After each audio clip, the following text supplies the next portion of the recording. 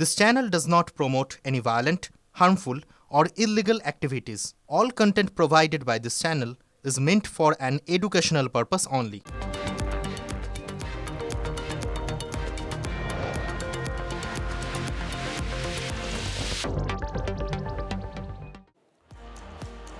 নমস্কার, দেখছেন TV9 Bangla Bengal breaking নিয়ে আপনাদের সঙ্গে আমি অনির্বাণ, আর আমার সঙ্গে আমি শর্মিষ্ঠা রয়েছি। অনির্বাণ, গোটা রাজ্যে এসআইআর এর শুনানিকে কেন্দ্র করে যে ছবি আমরা দেখছি, একটা কথা বলা যায়, ভাবখানা এমন যে শুনানি কিন্তু শুনবো না। যা থেকে অনেকেই বলছেন ভোটমুখী বাংলায় শুনানির সমার্থক শব্দ কি শাসানি বা ভাঙচুর হয়ে গেল। আইন হাতে তুলে নেওয়ার যে রোগ ফারাক্কায় দেখা গিয়েছিল, সেই সংক্রমণ তো জেলায় জেলায় ছড়িয়েছে। কোথাও সামনে তৃণমূলের নেতারা, কোথাও আবার পিছনে রয়েছে ফল এক। গুন্ডামি চলছে প্রতিবাদের নামে এবং তা অবাধে চলছে।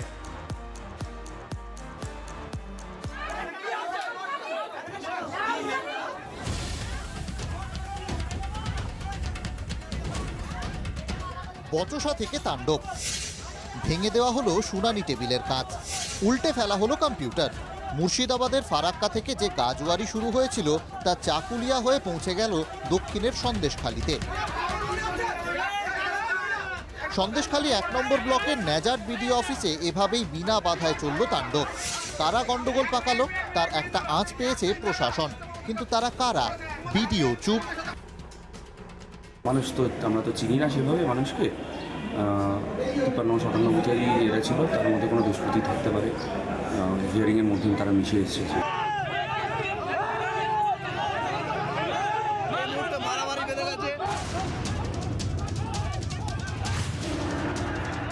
জেলা আলাদা, তবে ফল এক।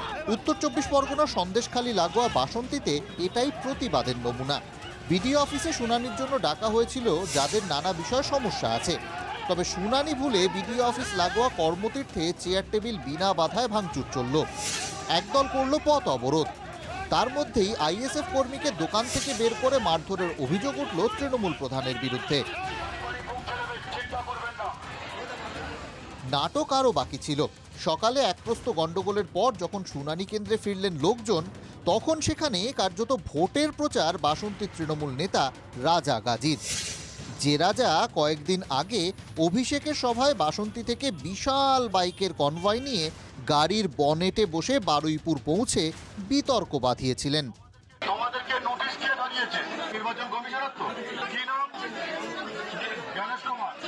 এর ব্যবস্থা হবে তো গণেশ কুমারের? হ্যাঁ, 26 হবে নাকি? বাস, ঠিক আছে। শুনানিতে এসে ফন্দি ফিকির আরও আছে। উত্তর 24 পরগনার বাদুরিয়াতে বিডিও অফিসের শুনানি কেন্দ্রের গেট আটকে চলল বিক্ষোভ। আন্দোলন শুরু করি যে আমাদের রিসিভ দিতে হবে, রিসিভ না দিলে আমরা হিয়ারিং হতে দেব না।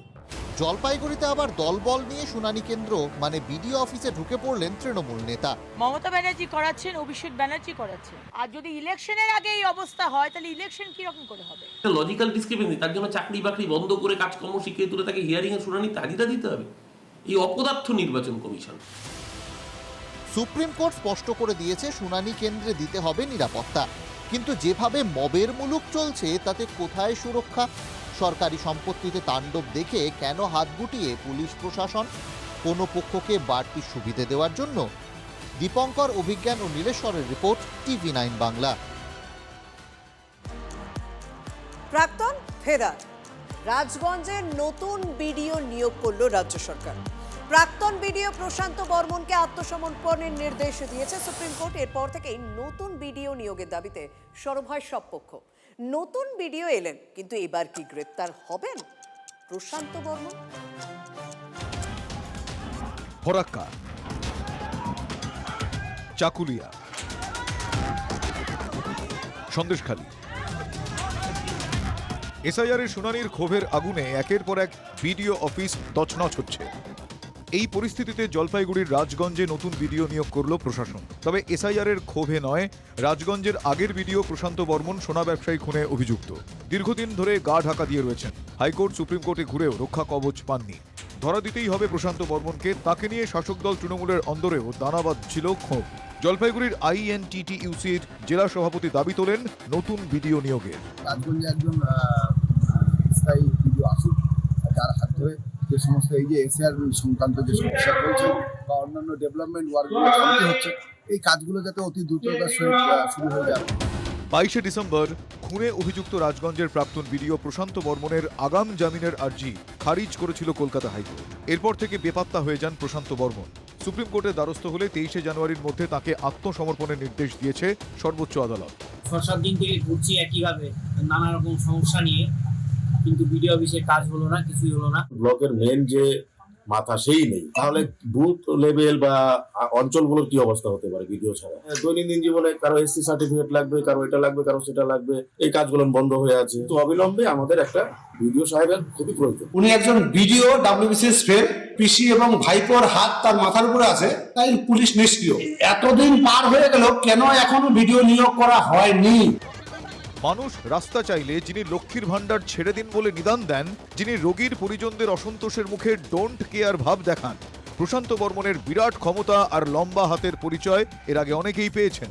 সেই তিনি এখন ধরাছোঁয়ার বাইরে।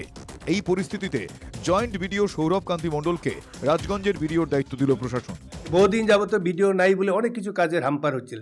এই রাজগঞ্জবাসী বিধানসভা নির্বাচনের আগে যে আমরা ভিডিও পেলাম, আমরা সবাই খুব খুশি। প্রশাসন কি করছিল? প্রশাসন তাকে সেফ গার্ড করে রেখেছিল। এখনই প্রশাসনের মদতেই তাকে বাঁচানোর চেষ্টা করা হচ্ছে। সদ্য প্রাক্তন বিডিও প্রশান্ত বর্মনকে প্রতিক্রিয়ার জন্য ফোন করা হলেও তিনি ফোন ধরেননি।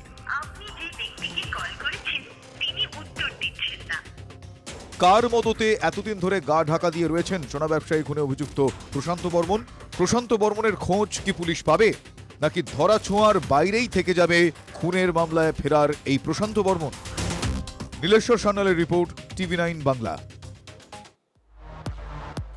বিজেপির পঞ্চায়েত সদস্যের তাঁত ঘর পুড়ে ছাই। তৃণমূলের বিরুদ্ধে আগুন লাগানোর অভিযোগ করছে বিজেপি। নদিয়ার শান্তিপুরে এই অশান্তির আঁচ লেগেছে। ফুলে ফুলে এখন জোর টক্কর, নানুরও কিন্তু কম যাচ্ছে না। মঙ্গলবার ভোর রাতে আগুন, গোটা তাঁত ঘর পুড়ে ছাই, সঙ্গে দুটো বাইকও। পুড়ে যাওয়া এই তাঁত ঘর থেকে উঠে আসছে রাজনীতির আগুনও। বাড়ির মালিক বিজেপি কর্মী, স্থানীয় বেলগড়িয়া পঞ্চায়েতের বিরোধী দলনেতা।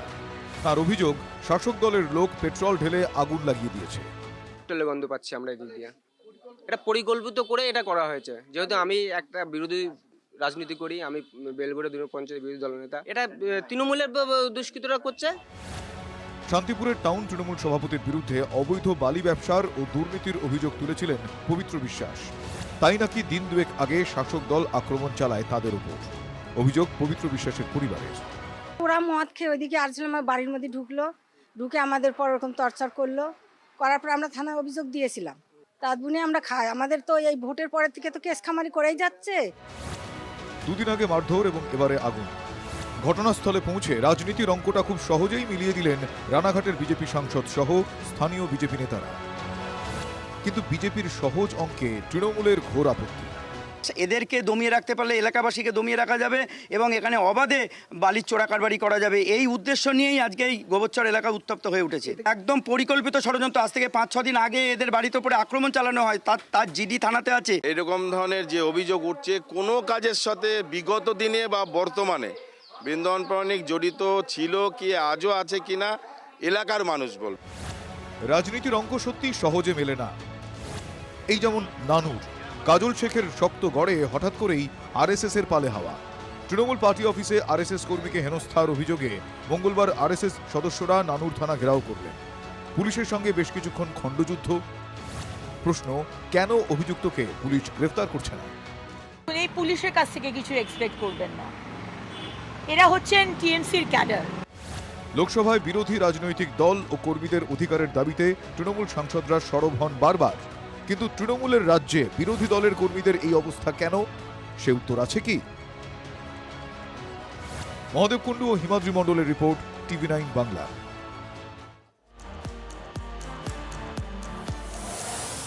মুর্শিদাবাদ নবাবের জেলার পরিচয় ছিল হাজারদুয়ারি, কিন্তু বঙ্গ রাজনীতির রঙ্গমঞ্চে মুর্শিদাবাদের এখন পরিচয় হাজারো অশান্তির জন্য, প্রতিবাদের নামে তাণ্ডবের জন্য। এসআইআর পর্বে সেটা রোজ রোজ প্রমাণ হচ্ছে। শাসক থেকে বিরোধী জেলার নেতারাই কি বারুদের স্তূপ তৈরির কাজটা করছেন? अधिकार है, सबको करेक्शन करना चाहिए और एसआईआर कोई ऐसी चीज तो नहीं है कि आपको कोई काम दे रही है। बुलाया भी 10 बार आएंगे, आप लोगों को भी आना चाहिए। শাসক দলের নেতারা কথাগুলো শুনছেন? ভারতীয় ক্রিকেটার মোহাম্মদ শামিকে হিয়ারিংয়ে ডাকা হয়েছে বলে যারা হয়রানির অভিযোগে হাহুতাশ করছিলেন তারা এবার কি বলবেন? একাধিকবার ডাকা হচ্ছে অভিযোগ তুলে যারা বিক্ষোভের নামে বাজার গরম করছেন তারা আরও একবার বরং শুনুন। बुलाया भी 10 बार आएंगे, आप लोगों को भी आना चाहिए। बुलाया भी 10 बार आएंगे, आप लोगों को भी आना चाहिए। কিন্তু নেতাদের আর এসব শোনার সময় কোথায়? বাজার গরম না করলে তাদের যে আর কেউ পাত্তা দেবে না। এই যেমন ফারাক্কার বিধায়ক মনিরুল ইসলাম নিজে দাঁড়িয়ে থেকে বিডিও অফিসে তাণ্ডব চালালেন। তিনি আবারও হুমকি দিচ্ছেন। চেয়ার ভেঙেও শান্তি হচ্ছে না, আগুন চাই মনিরুলের। 19 তারিখে ফাইনাল লিস্ট বের হবে, সব ঠিকঠাক হয় আর নচেত দেখবেন চারদিকে আগুনে আগুন জ্বলছে, কিচ্ছু করার নেই। এই ধুক ধুক করে মরার চাইতে লড়াই করা মরা আমি মনে করি জীবনের সার্থক। শুধু মনিরুল নন, রঘুনাথগঞ্জের তৃণমূল বিধায়ক ও রাজ্যের মন্ত্রী আখরুজ্জামানের সুরটাও এক। ফাইনাল ভোটার তালিকা প্রকাশ পাবে সেই দিন মানুষের যে ক্ষোভ বিস্ফোরণ, এখানে নির্বাচন কমিশন তার দায়িত্ব নেবেন। ইস্যু যাই হোক, অতীত বলছে মুর্শিদাবাদে অশান্তির আগুন ধরানোটা খুব সহজ। সিএএ, ওয়াকফ সম্পত্তি আইন নিয়ে বিক্ষোভ বা পরিযায়ী শ্রমিকের মৃত্যুর ইস্যুতে বেলডাঙ্গা, বারবার মুর্শিদাবাদ। আপনার তোষণের রাজনীতির জন্য আজকে আপনার সংখ্যালঘু বিধায়করা এই ধরনের কথা বলার সাহস রাখে। ভোটের আগে কি আরো ভয়ঙ্কর কিছু লুকিয়ে আছে? শাসক দলের বিধায়ক বা মন্ত্রীর হুমকিতে জনতা তো সিঁদুরে মেঘ দেখবেই। এইগুলো নিয়ে কিছু বলা যাবে না, কি বলবো বলুন। সত্যি কথা বলতে গেলে এটা ম্যানমেড, কেউ করাচ্ছে, কেউ তুলছে, আবার সেই করাচ্ছে, এটা ম্যানমেড। হয় এই নয় ওই নয় সেই, কেউ না কেউ করাচ্ছে। সেটা গ্রাম বাংলায় গেলে হয়তো বোঝা যাবে, কিন্তু শহরে এসআইআর মামলায় সোমবার সুপ্রিম কোর্টের রায়কে তৃণমূল নিজেদের জয় হিসেবে দেখছে, কিন্তু একই মামলায় সোমবার সুপ্রিম কোর্ট আইন শৃঙ্খলা নিয়েও রাজ্য প্রশাসনকে চরম সতর্কবার্তা দিয়েছে। শাসক দলের মন্ত্রী বিধায়কের আগুনে হুমকির পর প্রশাসন কি ব্যবস্থা নেবে, নাকি কোর্টে জিতে বাস্তবে হার মানবে? Bureau report, TV9 Bangla.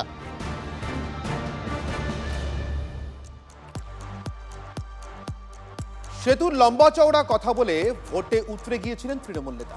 তারপর দুটো শীত একটা বর্ষা পেরিয়েছে।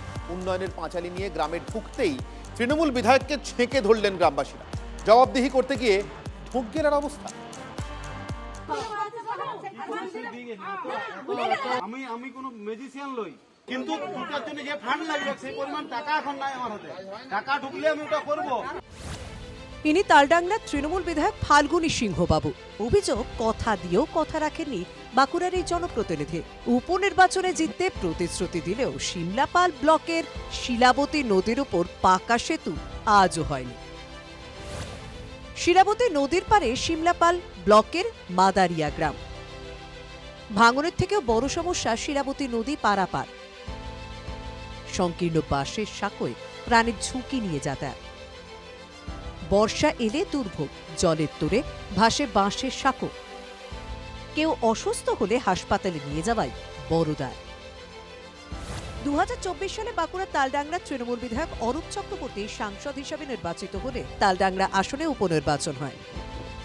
অভিযোগ, শিলাবতীর উপর পাকা সেতু করার প্রতিশ্রুতি দিয়েই ভোটে জিতে মাদারিয়া গ্রামের দিকে ফিরেও তাকাননি বিধায়ক ফাল্গুনী সিংহবাবু। যে আমাদের একটা রাস্তা হবে, আমাদের ছেলে মেয়েদেরকে পড়াশোনা করাতে পারছি না, আমাদের বাইরে যাওয়ার ক্ষমতা নাই, আমাদের এইখানে বসবাস করে আমরা একটি সমুদ্রের দ্বীপে বসে আছি এবং আমাদের কোনো উপায় নেই যে কোনো দিকে ছেলেপিলাদেরকে নিয়ে যাব। যে কেন ব্রিজটা হয় নাই বলেছিলেন যে করে দিবেন, তখন বলল যে 5 বছরের মধ্যে চেষ্টা করবো, যদি হয়তো দিন আগ দেখাই চলে গেল। বিক্ষোভের মুখে বিধায়কের সাফাই, তিনি নাকি চেষ্টা চালাচ্ছেন। 5 বছর কেন সময় তাকে দেওয়া হয়, যাতে তিনি তার সময় নিয়ে কাজটা করতে পারেন। আমি তো আর ভগবান নই যে আমি চোখ বন্ধ করলে আমার চোখের নিমেষেই কুরুক্ষেত্র শেষ হয়ে গেল, এমন ব্যাপারটা তো নয়। জেলা তৃণমূল নেতৃত্ব গ্রামবাসীদের এই ক্ষোভকে আবদার বলে দাবি করলেও বিজেপির কটাক্ষ। আপনারা খোঁজ নিয়ে দেখুন, উনি যেখানেই যাচ্ছেন মানুষ ঘিরে ধরছে এবং যেসব প্রতিশ্রুতি উনি দিয়েছিলেন সেগুলো মনে করাচ্ছে। অনেক সময় উনি মেজাজ হারাচ্ছেন, অনেক সময় উনি বোঝানোর চেষ্টা করছেন, কিন্তু বাংলার মানুষ বুঝে গেছে, তালডাংরা বিধানসভার মানুষ বুঝে গেছে এই ভাওতা তৃণমূলের এই ভাওতাবাজি আর চলবে না। ভোট আসে ভোট যায়, ভোট মিটলে প্রতিশ্রুতি হারিয়ে যায়। সামনেই বিধানসভা নির্বাচন, তার আগে কি পাকা সেতুর মুখ দেখবে মাদারিয়া গ্রাম? হীরক মুখোপাধ্যায়ের রিপোর্ট, TV9 বাংলা। ব্যস্ত সময়ে বিঘ্নিত মেট্রো পরিষেবা, দুর্ভোগ যাত্রীদের, ঠিক কি কারণে কি অবস্থা এখন জানাবেন আমার সহকর্মী শান্ত সঙ্গে রয়েছেন। শান্ত, দেখো, আজ সন্ধ্যে 6:35 নাগাদ বাসডনির মাস্টারদা সূর্য সেন স্টেশনে একজন ঝাঁপ দেয়। একজন যাত্রী ট্রেন আসার মুখে ঝাঁপ দিলে সঙ্গে সঙ্গে ট্রেনের ব্রেক কষে দিলেও তিনি গুরুতর জখম হয়েছেন বলে ইতিমধ্যে মেট্রো সূত্রে জানা গিয়েছে। যার জেরে কবি শহীদ ক্ষুদিরাম থেকে মহানায়ক উত্তম কুমার পর্যন্ত মেট্রো পরিষেবা সম্পূর্ণ বন্ধ থাকে।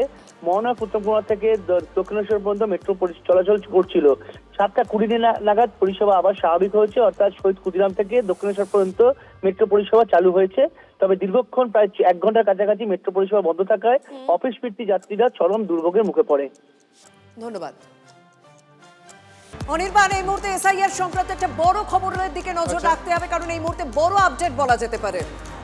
পিসিআর কে বলবো ঠিক ভাবে প্লে করতে ব্রেকিং নিউজটা। ফের পিছতে পারে এসআইআর এর চূড়ান্ত তালিকা প্রকাশের দিন। আমরা জানি 14 তারিখ প্রকাশের তালিকা দিন ছিল 14ই ফেব্রুয়ারি। 7ই ফেব্রুয়ারির মধ্যে সমস্ত শুনানির কাজ শেষ করার কথা ছিল, কিন্তু তা সম্ভব নয় বলেই মনে করছে কমিশন। এখনো পর্যন্ত নির্বাচন কমিশন সূত্র মারফত কি খবর পাওয়া যাচ্ছে, শ্রাবন্তী আমাদের সঙ্গে রয়েছে।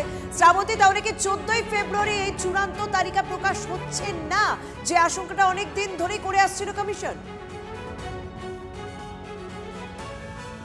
শর্মিষ্ঠা, সম্ভবত গতকাল সুপ্রিম কোর্টে যখন নির্দেশ দেওয়া হয় তারপরে অনেকেই এই আশঙ্কাটাতে শিলমোহর বসিয়ে নেন। তার কারণ যে নির্দেশ দেওয়া হয়েছে তার মধ্যে অন্যতম হলো এসআইআর এর নথি দেওয়ার জন্য যে পঞ্চায়েত এবং ব্লক অফিসের বাইরে একটা করে লিস্ট টাঙিয়ে দিতে হবে, এবং সেখানে নথি জমা দেওয়ার পরে এই তালিকা প্রকাশের পরে সময় থাকবে 2 দিন, তারপরে নথি জমা দেওয়ার জন্য 10 দিন সময় থাকতে হবে, এবং ক্লেম অ্যান্ড অবজেকশন সহ হিয়ারিং, অর্থাৎ আমার যদি কোনো কিছুতে আপত্তি থাকে একই সঙ্গে শুনানি, এটার জন্য আরও 10 দিন সময় দেওয়া হয়েছে। আজকের দিন থেকে যদি আরও 2 দিন সময় লাগে এই তালিকা টাঙাতে, তারপর আরও 10 দিন সময় দেওয়া হচ্ছে, তাহলে 7 তারিখের মধ্যে কিভাবে শুনানি সম্ভব, শেষ করা সম্ভব, সেটা নিয়ে আশঙ্কা করছে কমিশন কর্তারা। তাদের বক্তব্য, এতে আদতে হিয়ারিং করা সম্ভব নয়। অন্তত যদি 5 থেকে 6 লক্ষ শুনানি করতে হয় কমিশনের কর্তাদের, তাহলে এটা একেবারে কার্যত অসম্ভব। ফলে 2-2 4 করলে আগামী 14ই ফেব্রুয়ারি যে পূর্ণাঙ্গ তালিকা প্রকাশের কথা রয়েছে তা কি আদৌ বেরোবে, এই আশঙ্কা একেবারে খোদ সিইও দপ্তরের মধ্যে। তবে তারা যেটা স্পষ্টভাবে বলছেন যে গতকালের অর্ডার আজকে তারা হাতে পেয়েছেন, এবং তারপর এটা স্পষ্ট হয়ে গেছে 7ই ফেব্রুয়ারিতে কোনোভাবেই শুনানি শেষ করা সম্ভব নয়। শর্মিষ্ঠা, একদম শ্রাবন্তী, আরো একটা আপডেট তোমার কাছে জানতে যাবো। সত্যি যে সমস্ত নির্দেশ দেওয়া হয়েছিল সেখানে স্পষ্ট করে বলে দেওয়া হয়েছিল যে শুনানি কেন্দ্রের সংখ্যা বাড়াতে হবে, পঞ্চায়েত অফিস ব্লক অফিসে শুনানি করতে হবে, এবং আইন শৃঙ্খলার বিষয়টা রাজ্যকেই দেখতে হবে।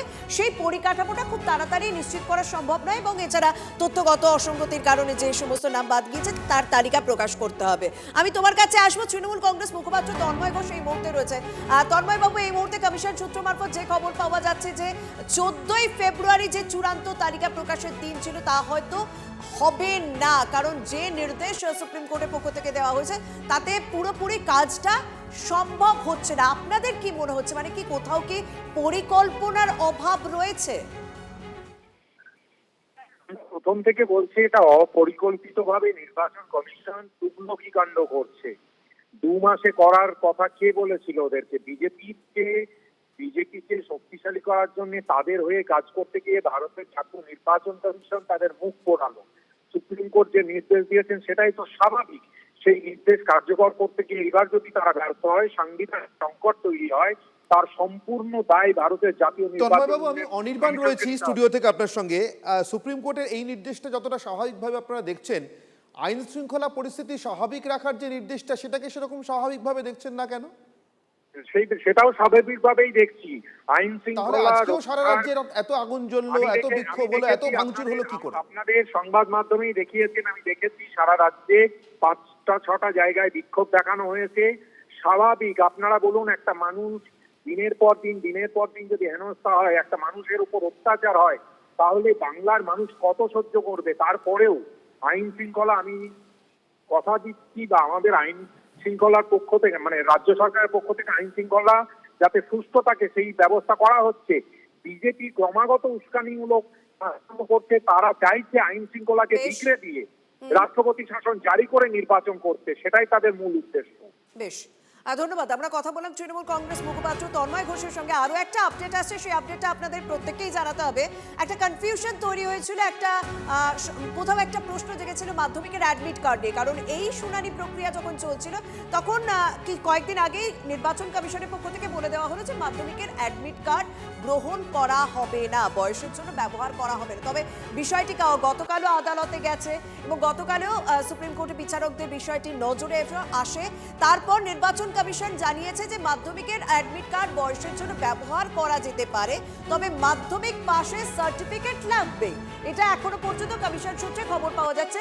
শ্রাবন্তী, এই বিষয়ে নিশ্চিত করে কোনো কিছু বলা হয়েছে কি কমিশনের পক্ষ থেকে? মানে কোনো রকম বিজ্ঞপ্তি প্রকাশ করা হয়েছে যে মাধ্যমিকের অ্যাডমিটের পাশাপাশি সার্টিফিকেটটাও লাগবে? কারণ ইতিমধ্যে অনেকে অ্যাডমিট কার্ড দিয়েছেন বয়সের প্রমাণের জন্য। শর্মিষ্ঠা, এখনো পর্যন্ত গাইডলাইন তৈরি হয়নি। গতকালের নির্দেশিকা আজকের হাতে এসেছে কমিশনের। গতকালে যে শীর্ষ আদালতের যে অর্ডারটা রয়েছে, এখন এই অর্ডার অনুযায়ী কমিশনের মত রয়েছে যে অ্যাডমিট কার্ডের গ্রহণযোগ্যতার কথা বলা হয়েছে, কিন্তু সেটা শুধুমাত্র বয়সের ক্ষেত্রে। কেউ যদি বয়সের, অনেকের ক্ষেত্রে আমরা দেখতে পাচ্ছি যে তার সাথে তার বাবা বা মায়ের বয়সের ফারাক 15 বা 20 বছর, তিনি হয়তো সেটাতে আপত্তি জানাচ্ছেন, তখন তিনি সেই বয়সের ক্ষেত্রে সেটা দিতে পারেন, সাবমিট করতে পারেন। কিন্তু যে 11টি ডকুমেন্টসের মধ্যে মাধ্যমিকের শংসাপত্র অর্থাৎ সার্টিফিকেট ছিল, সেটা একই রাখা হয়েছে, সেখানে মাধ্যমিকের অ্যাডমিট দিলে হবে না। একদম সেই সংক্রান্তে এখনো পর্যন্ত বিজ্ঞপ্তি কোনো প্রকাশ করা হয়নি। তোমার কাছে আসবো, তবে এই মুহূর্তে বিজেপি নেতা জগন্নাথ চট্টোপাধ্যায় আমাদের সঙ্গে রয়েছেন। জগন্নাথ বাবু, এখনো পর্যন্ত নির্বাচন কমিশন সূত্র মারফত যা খবর পাওয়া যাচ্ছে, 14ই ফেব্রুয়ারি যে চূড়ান্ত তালিকা প্রকাশের দিন ছিল তা হয়তো পিছিয়ে যেতে পারে। যদিও তৃণমূল কংগ্রেস বলছে যে গোটা এসআইআর প্রক্রিয়াটাই প্রথম থেকে পরিকল্পনার অভাব রয়েছে। দেখুন, লজিক্যাল ডিসক্রিপেন্সির যে হিয়ারিং, সেই হিয়ারিং যদি সুস্থভাবে হয়, শাসক দল বিরোধী দল প্রত্যেকে যদি সহযোগিতা করে, তাহলে আমাদের ধারণা এখনো 1 মাস সময় রয়েছে, সেই 1 মাস সময়ের মধ্যে শুনানি করা সম্ভব।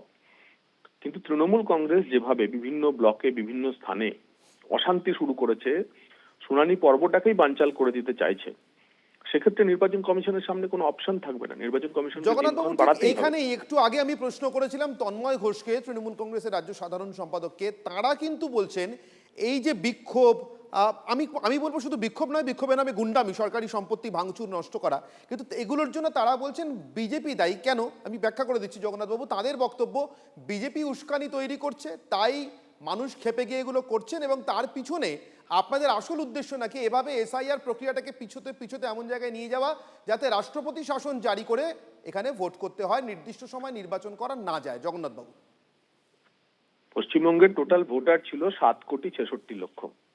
তার মধ্যে 7,06,00,000 মানুষ এনুমারেশন ফর্ম ফিল আপ করেছে।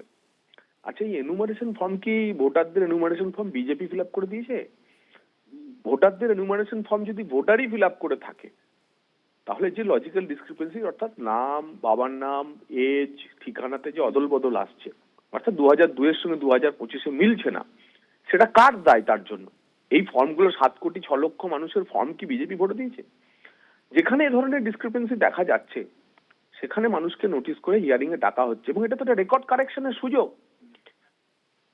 জগন্নাথ চট্টোপাধ্যায়কে যদি জগন্নাথ চ্যাটার্জি হিসেবে নাম আসে, তাহলে আমার সামনে একটা সুযোগ রয়েছে হিয়ারিং এ হাজির হয়ে ডকুমেন্ট দিয়ে চ্যাটার্জিটাকে চট্টোপাধ্যায় করে নেওয়া, কারণ এটা আমার বেসিক ডকুমেন্ট। এবং সেই কারণে দেখুন, হাজারো উস্কানির পরেতেও নির্দিষ্টভাবে কয়েকটি জায়গা ছাড়া সব জায়গাতে ভোটাররা যাচ্ছেন এবং তাদের রেকর্ড কারেকশন করিয়ে নিচ্ছেন। তারা জানেন যে ভোটার তালিকায় নাম থাকা এবং শুদ্ধভাবে নাম থাকাটা কতটা জরুরি। এটা যদি বানচাল করতে চান, যদি অনুপ্রবেশকারীদের নাম রাখতে চান, রোহিঙ্গাদের নাম রাখতে চান, মৃত, স্থানান্তরিত, অনুপস্থিত ভোটারদের নাম তৃণমূল কংগ্রেস রাখতে চায়, সেই পরিকল্পনা সফল হবে না। আর সেই পরিকল্পনা যাতে সফল না হয়, তার জন্য নির্বাচন কমিশন কঠোর থেকে কঠোরতর পদক্ষেপ করুক, প্রয়োজনে সময় বাড়াক। তার জন্য আমরা আমাদের দরবার নির্বাচন কমিশনে অনেক ধন্যবাদ, বারবার অনেক করে চলেছে। ধন্যবাদ। অনির্বাণ, আরো একবার খবরটা আমাদের দর্শকদের জানিয়ে দিতেই হবে, কারণ 7ই ফেব্রুয়ারি অবধি শুনানি চলার কথা ছিল, কিন্তু সেই শুনানির দিনও হয়তো পিছোতে পারে এবং চূড়ান্ত তারিখ আমরা প্রত্যেকেই জানতাম যে 14ই ফেব্রুয়ারি প্রকাশ করা হবে। তবে সেই দিনও পিছিয়ে যেতে পারে, কারণ এই কম দিনের মধ্যে শুনানি প্রক্রিয়া সম্ভব নয়, কারণ সুপ্রিম কোর্টের যে নির্দেশ নতুন দেওয়া হয়েছে যে তথ্যগত অসঙ্গতির কারণে যাদের নাম বাদ গিয়েছে সেই তালিকা প্রকাশ করতে হবে, সেই তালিকা ব্লক অফিসের সামনে টাকাতে হবে, সেই তালিকা পঞ্চায়েত অফিসের সামনে টাকাতে হবে, তারপর আরো 2 দিন সময় দেওয়া হবে সেই সংক্রান্ত যদি কোনো অভিযোগ থাকে। সেই গোটা প্রক্রিয়াটা এত তাড়াতাড়ি করা সম্ভব নয় বলে মনে করা হচ্ছে। 14ই ফেব্রুয়ারি পরিবর্তে কোন দিন এই তালিকা প্রকাশ হবে, চূড়ান্ত তালিকা প্রকাশ হবে, তা পরে জানানো হবে।